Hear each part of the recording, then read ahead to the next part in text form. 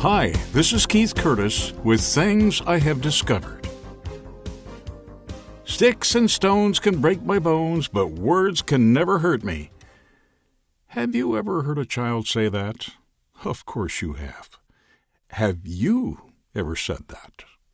I have. At one time or another, I think most children have. But fact is, it's not true. Words can hurt, and they can hurt bad.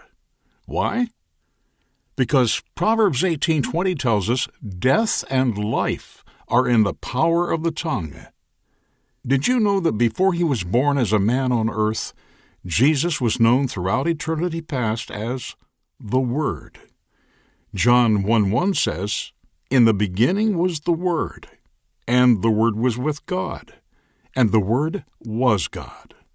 And later in verse 14, we read, "And the Word was made flesh and dwelt among us." That's Jesus. And it is by the words of his mouth that Jesus set the stars in place and created the world. In Mark 4, Jesus spoke to the wind and the sea and said, "Peace, be still." Later in that same chapter, Jesus spoke to a demon and said, "Come out of the man, you unclean spirit." And the spirit left. At the pool of Bethesda, he spoke to a paralytic and said, "Rise, take up your bed and walk." He told his disciples to speak to the mountain, and it will obey you.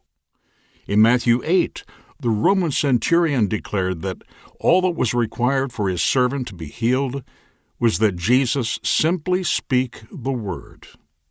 Over and over again, Jesus used the words of his mouth to heal, deliver, teach, and bless. He understood the power of the words he spoke. And Psalm 138:2 tells us that he has exalted his word above his name.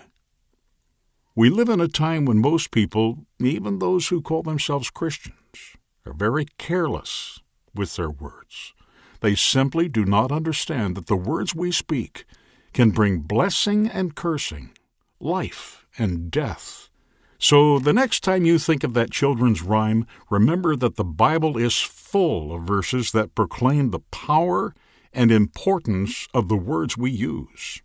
And the absolute best thing that we can do is to fill our mouths with the promises of the Word.